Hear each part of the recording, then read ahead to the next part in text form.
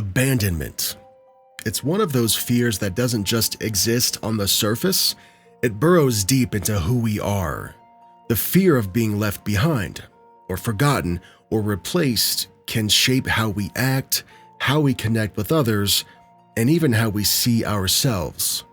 Psychologists say that abandonment is tied to our primal instincts. Back in the days when humans traveled in tribes, being left behind wasn't just a big bummer, it was a death sentence. That fear is hardwired into us, and even now, in the modern world full of endless connections, the fear of losing someone important, or even being lost yourself, hits like a freight train. For some, that fear creates anxiety or an overdependence. For others, it builds walls that push people away before they can leave on their own. And for most of us, it shows up when we least expect it. It distorts our reality and makes us believe that the worst-case scenario is the only scenario.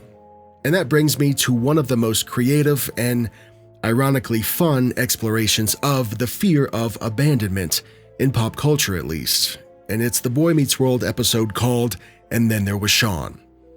What looks like a light-hearted slasher parody is actually a deep dive into how the fear of abandonment can manifest in ways that we don't always recognize. And in Shawn Hunter's case, that fear creates a literal killer in the room. From the very first scene, this episode makes it clear that something isn't right with Shawn. Corey and Topanga have broken up, and while everyone else is treating it like a typical high school drama, Shawn's actually spiraling. Now why? It's because Corey and Topanga aren't just a couple. They're a constant. They're the thing that's always been there for Shawn. They're the glue that holds his world together. Without them, he feels unmoored, like the group dynamic that he depends on is falling apart. When Shawn lashes out at Kenny for asking Topanga to borrow a pencil, it's ridiculous and funny on the surface, but underneath, it's clear that Shawn's anger is very misplaced here. He's not mad about a pencil, he's actually mad about the threat of losing the stability that he finds in his friendships.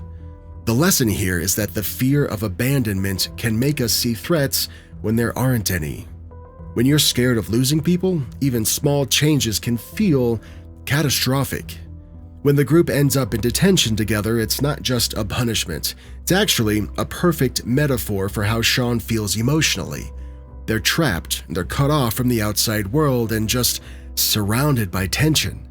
As Corey, Topanga, and the rest of the group start to bicker with each other, the cracks in their friend group dynamic grow more apparent. Shawn's fear of abandonment becomes harder to ignore, and his anxiety begins to take over the narrative. Literally.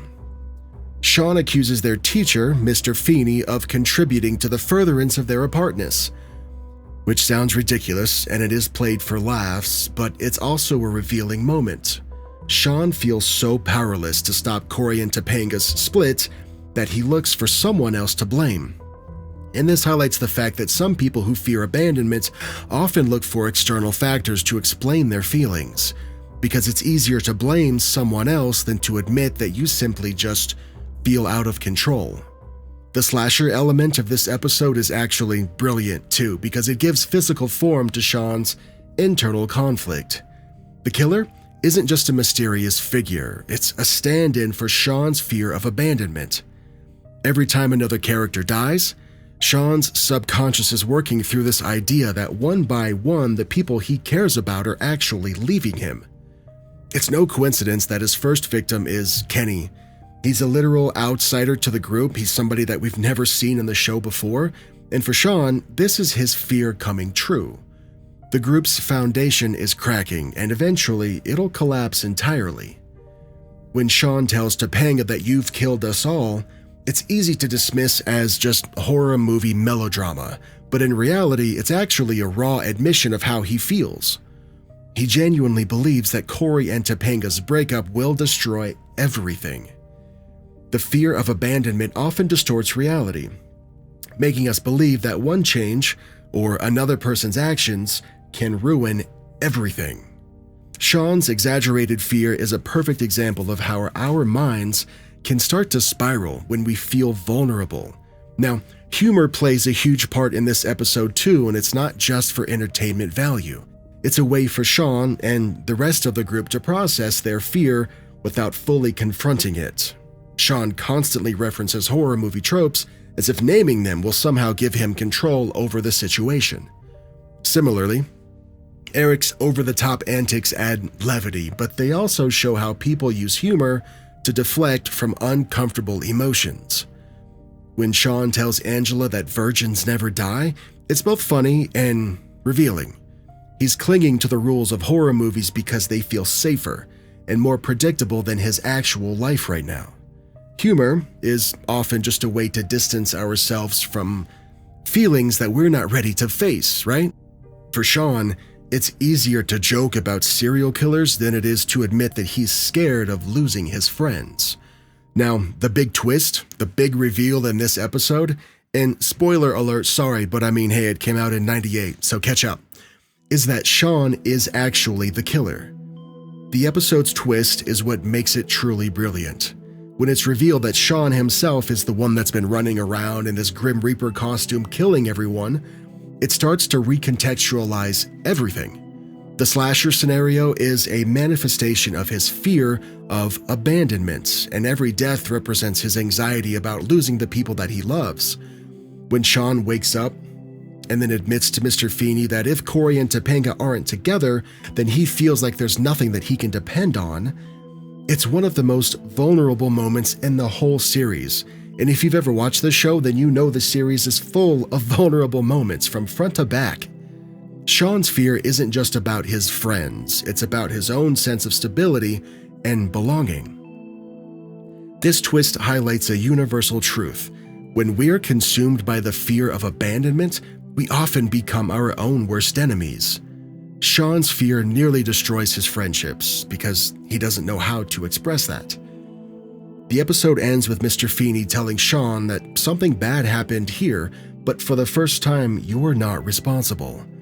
This moment is a turning point for Shawn. By acknowledging his fear and taking responsibility for his actions, he begins to let go of this idea that he has to control everything just to keep his world intact. Shawn apologizing to the group is both heartfelt and cathartic for him, and it's a reminder that vulnerability isn't a weakness, it's actually a step towards healing. The best way to combat the fear of abandonment is to face it head-on. Acknowledging your feelings and sharing them with people that you trust is what ultimately strengthens relationships.